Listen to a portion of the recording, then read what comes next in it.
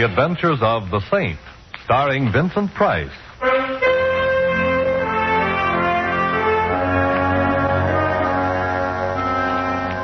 The Saint, based on characters created by Leslie Charteris and known to millions from books, magazines, and motion pictures. The Robin Hood of modern crime is now transcribed for radio, starring Hollywood's brilliant and talented actor Vincent Price as the Saint.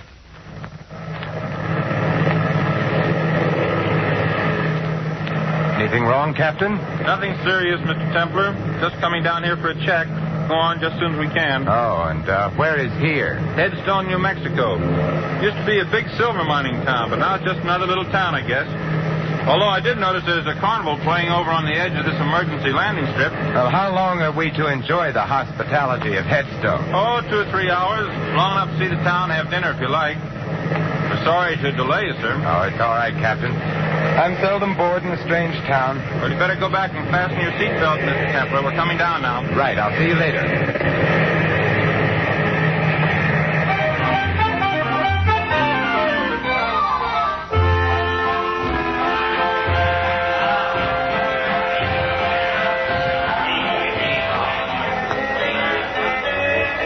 Well, good evening, Saint. You know me?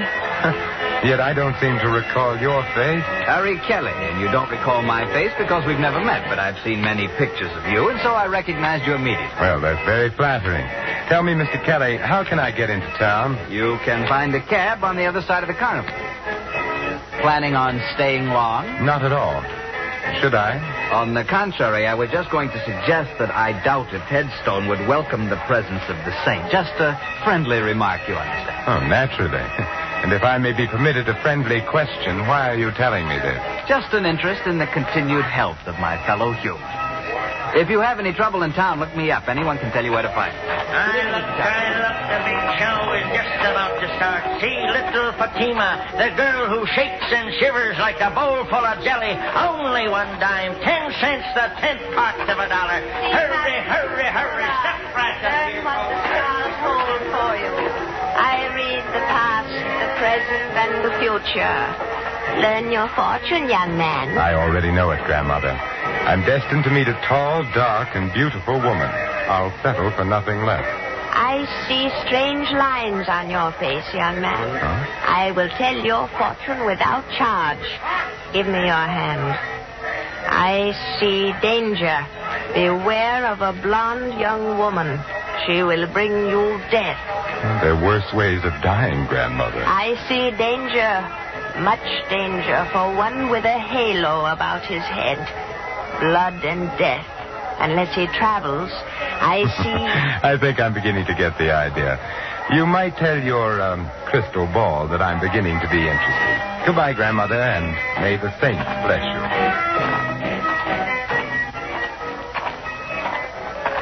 Taxi, mister? Oh, thank you.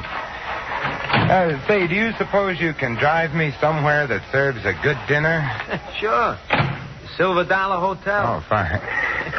You know, I was just sitting there communing with nature about how many guys there are who blow their wad to watch some dame do a hula but won't spend a dime on a hack. Do I detect a touch of Brooklyn? How could you miss?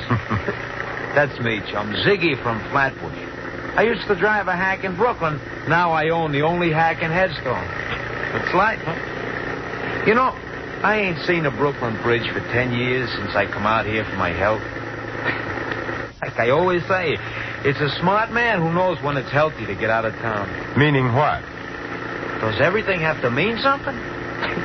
Me, I mind my own business. I stay healthy. That's why I'm living in Headstone instead of under one. I see. But if you didn't mind your own business, I suppose you'd give me some advice about leaving Headstone. Is that it? No advice, man. That's part of minding my own business. Headstone is a great place for strangers to visit, if they paid up their insurance.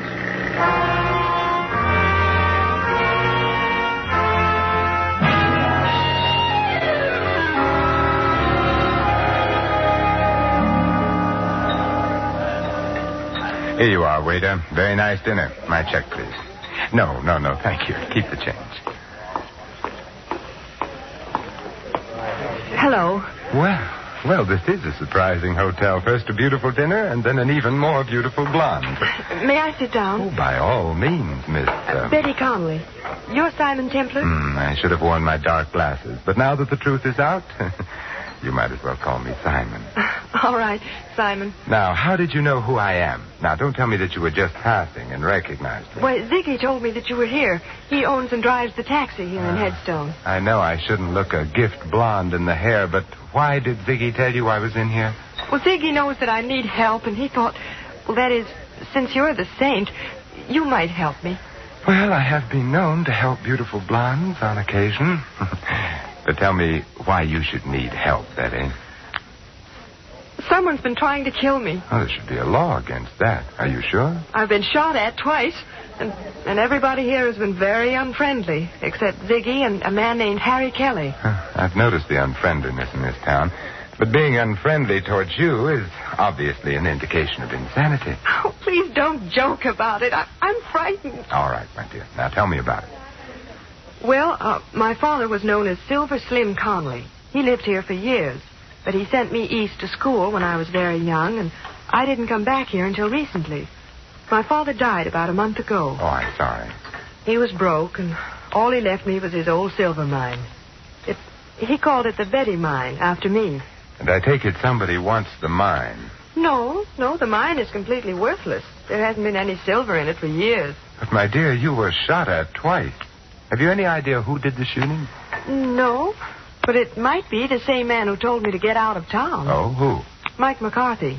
Ziggy says he's an eastern gangster who's been living out here for several months. Will you help me, Mr. Simon? Well, I've never been able to say no to a pretty girl. You mentioned a man named Harry Kelly before. Just who is he? He knew my father. He's been very friendly to me, although he thought I ought to leave town, too. I've met Mr. Kelly, and he intrigues me very much. I think we'll go see him. All right. Oh, just a minute. There was some red dust on your coat. Oh, thank you. Ziggy apparently doesn't get enough passengers to keep his cab dusted. Did you say Ziggy was parked outside in his chariot? Mm-hmm. He was when I came in. Oh, there he is. Yes, looking exactly as if he were back in Brooklyn. Ziggy! Oh, so she found you, huh? Thanks to your bird dogging, which I must admit in this case has done much to overcome any natural prejudice against cab drivers that I might have. Say, do you know where Harry Kelly lives? Sure. And let's go then. Huh? Hey, don't you ever clean out this hack? What's all this dust? Well, who knows? Maybe it was that redhead that hired me yesterday. So she had dandruff. Ziggy, you missed your calling. You're as funny as an undertaker. Well, now, Ziggy, I don't suppose you'd care to tell me why you warned me to get out of Headstone. Got me all wrong, Saint. I wasn't warning you. I was just talking about myself. And I don't suppose you'd care to tell me why somebody took pot shots at Miss Connelly here and told her to get out of town, too.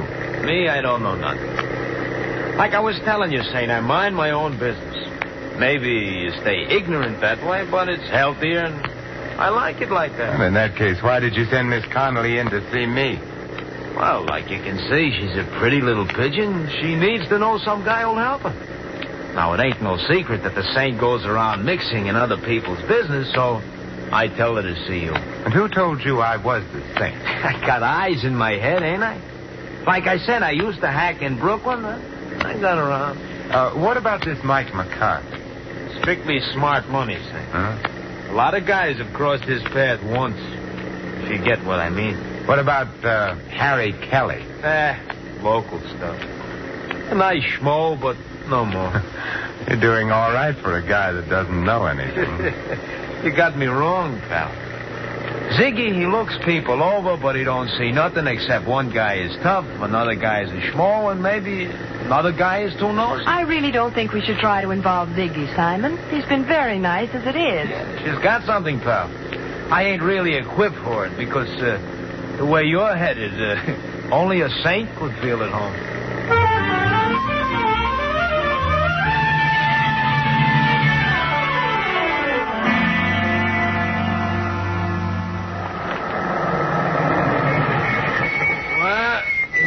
Saint.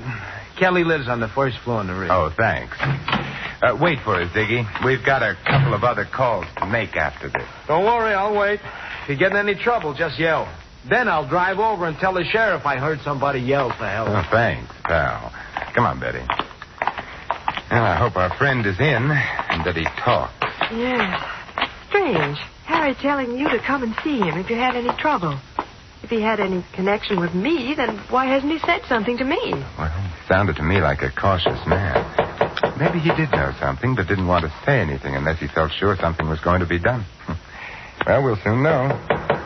Yes, who is it? Simon Templar. Oh, the Saint. Just a minute.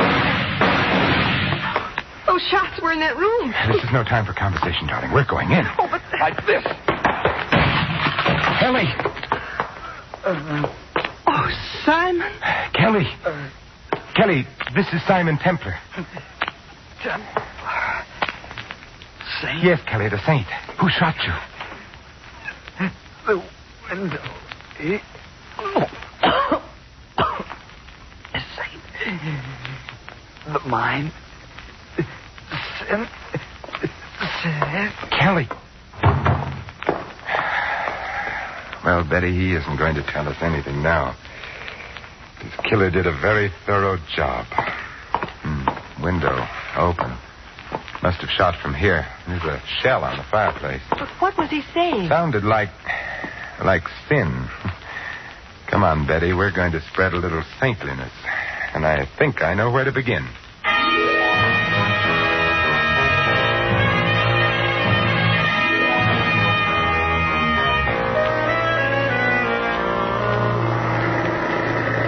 Ziggy, didn't you hear anything? Well, I noticed some noise, but like I told you... I know. You mind your own business. Are we going to the sheriff's, Simon? No, not yet. Ziggy, who's the assayer in this town? Old Man Matthews. The office is closed now, but he lives right ahead there. That big white house. Okay, stop there. But, Simon... I'd like to satisfy a little curiosity about that mine of yours. I'll be right back. You stay in here, Betty.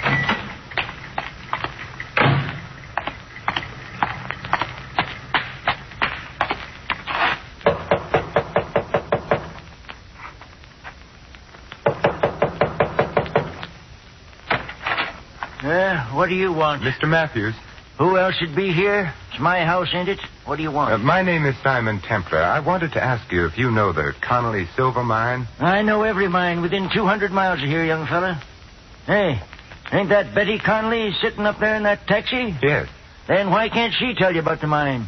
She owns it. Well, she has told me, but I just wanted to check about the possibility of a mistake. How much silver would you say there was in the Connelly mine? About enough to put in your eye and still leave room for your finger? Couldn't there be a hidden vein in it? Nope. There ain't been enough silver around here to make a dime for years and years. Could there be anything else of value in it? Mud and water, if you call that valuable. You sure? Of course I'm sure. Young fella, I've been here man and boy for 70 years, and I ain't got no time to stand around answering darn fool questions. Goodbye. Well, goodbye.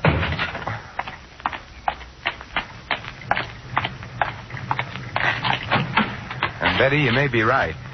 Old Man Matthews says the mine is worthless, too. So, Ziggy, take us to see Mike McCarthy. Are you sure you want to go there, Saint? If I was you, I'd get on that plane. It's leaving pretty soon. No, Ziggy, I've decided not to leave Headstone just yet. Later you can drive me over to Albuquerque, and I'll take the chief the rest of the way. Okay, chum, it's your funeral.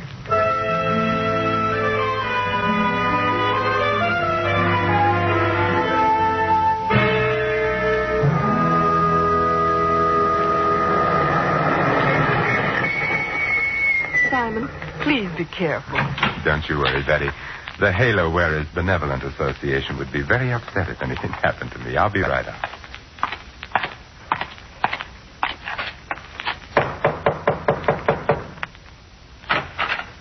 Yeah? I'm looking for Mike McCarthy. Well, you found him. It's my Boy Scout training. It never fails. My name is Simon Templar. The Saint? I've been known by that name. So what? That's a very interesting question. I must try to think of an answer sometime. Meanwhile, I thought you might like to know that I heartily disapprove of your telling a certain Miss Betty Connelly that she ought to leave town. What's a girl to you? That's my business. I could make it mine. And if I do, your halo's going to slip down and start choking you. I thought bullets were more in your line. Meaning what? Meaning the shots fired at Miss Connelly and a little gunning job only a few minutes ago. I didn't do any gunning. But I'm liable to if you don't beat it. You sound so sure of yourself, Michael. That's because I got more in my hand than an itching palm. That's a very pretty gun, Mike. But I'm very much afraid that nothing will satisfy my curiosity short of knowing why you want to get Miss Connelly out of town. I got answers for nosy eyes. 6 of them. I just stand right there. Stay away from that desk, Saint, or I'll... Don't worry, Mike. I have no interest in the desk at all, but I do have an interest in Miss Connelly. And now, Michael, I'll bid you adieu.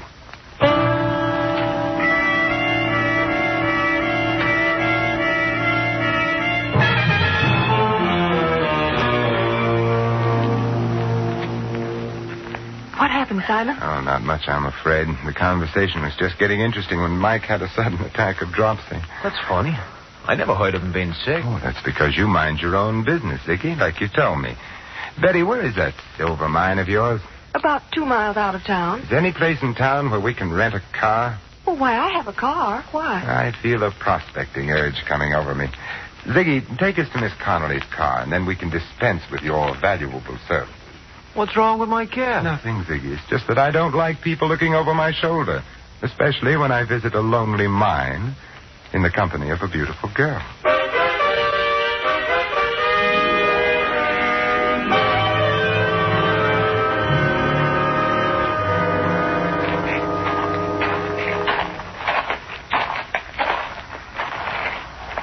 Well, here's the Betty mine, although I don't know why you want to see it. Frankly, I don't know either. But as long as I'm here, I might as well take the 40-cent tour. Certainly, sir. Right this way. This old cable car goes down into the mine. All we have to do is stand on the platform and pull the cable. It works with balanced weight. Clever, these 49ers. How far down? On the 40-cent tour, we give the exact distance. 354 feet, 6 inches. Thank you. And thank you for having electric lights in a mine that hasn't been worked for years. Oh, the mine has its own battery. See? Here's a bulb on the car. Shall we go down? What are we waiting for? Let's go. Maybe the light will go out. Just hold it like that. I've been waiting for you two. Well, Michael McCarthy, I was wondering if we were going to have your company. And this time, wise guy, don't try anything. Don't tell me, Michael, that you're going prospecting with us. I'm riding down with you, but I'm coming back alone. Start the car down, Saint, but don't try no tricks. You have a suspicious mind, Mike. Well, here we go. Call out your floors, please. Mezzanine, ladies' underwear, galoshes, and accessories. You'll be singing a different tune pretty soon, Saint. You both had your chance to leave town your way. Now you're going to leave my way. Oh, Simon, I'm sorry. Oh, don't be, Betty. This is my first ride on an open cable car. And it'll be your last. I wouldn't be too sure. Unless that cable breaks before we get to the bottom. What are you talking about? Sucker! Little crowded here for a 1-2, so I guess a 1.5 will have to do.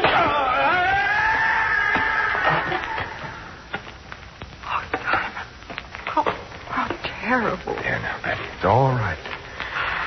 Oh, but Simon, it could have been you.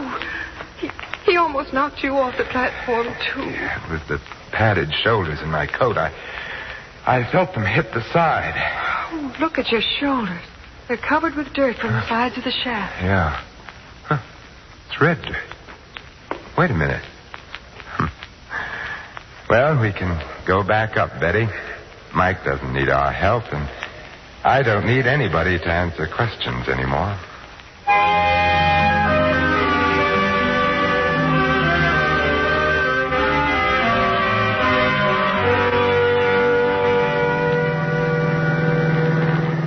Simon, I'll never understand you. Why did you look at the dirt on your coat and say you didn't need any more questions? Because that dirt was red sulfide, Betty. And it explains why Mike was so anxious to run you out of town. Well, I don't see how. Red sulfide is used in paint, but that doesn't make it valuable. Red sulfide is also cinnabar ore, from which we get mercury, and that is pretty valuable. Evidently, your mine is rich in cinnabar, so it's worth a lot of money, Betty. Oh, then that was what Kelly was trying to tell us when he said sin. Yes, he was trying to say cinnabar. How can I ever thank you, Simon? Well, I have a couple of ideas on the subject. Oh, but now people would say I was chasing you for your money. So, I guess you can just see me off on the train. We'll stop in town and have Ziggy drive us to Albuquerque. Oh, but I'll drive you. Now, I insist on taking a cab. I don't want you coming back alone. I may want to change my mind about fortune hunting.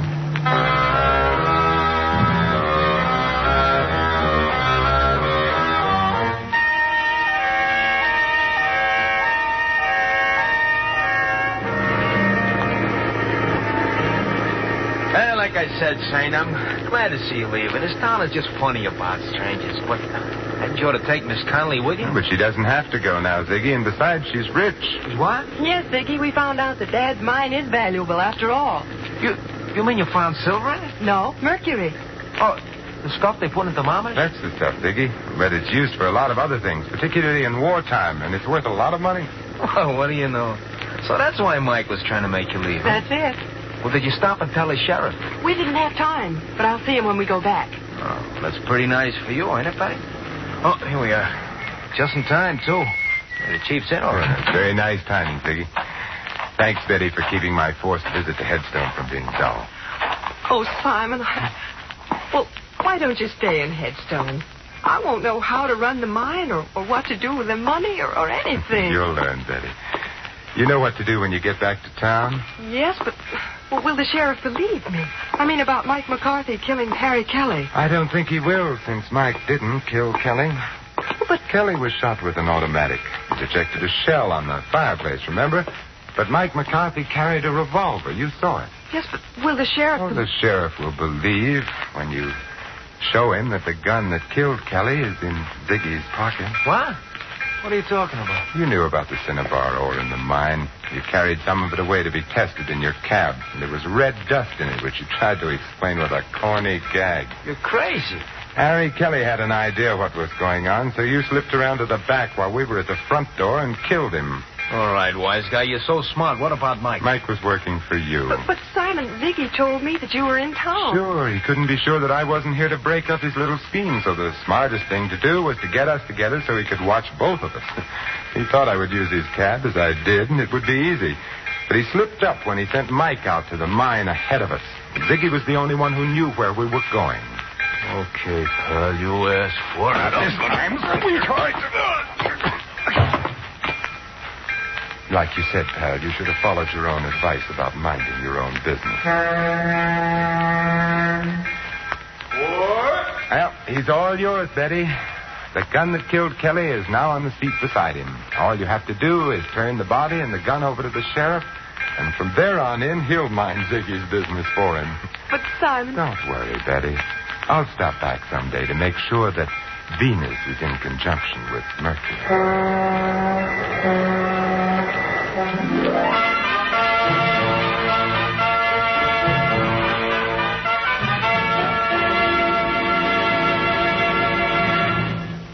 You have just heard another adventure of the Saint, the Robin Hood of modern crime. Now, here is our star, Vincent Price. Ladies and gentlemen, how many times there have been men just like Ziggy, led into crime by insatiable greed, forgetting the simplest truth so aptly phrased by John Dryden. Murder may pass unpunished for a time, but tardy justice will o'ertake the crime. This is Vincent Price extending a personal invitation to all of you to join us again next week at this same time for another adventure of the Saint. Good night.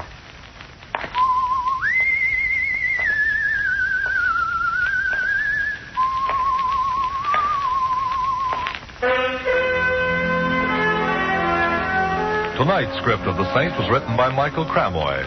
Our cast included Harry Bartell, Barney Phillips, Colleen Collins, Fred Howard, and Tony Barrett. The music was composed and conducted by Harry Zimmerman. The Saint is a James L. Sapir Agency production and was transcribed and directed by Thomas A. McAvity. Don't forget that the Saint comic books are on sale at all newsstands. Your announcer, Merrill Ross. This is the Mutual Broadcasting System.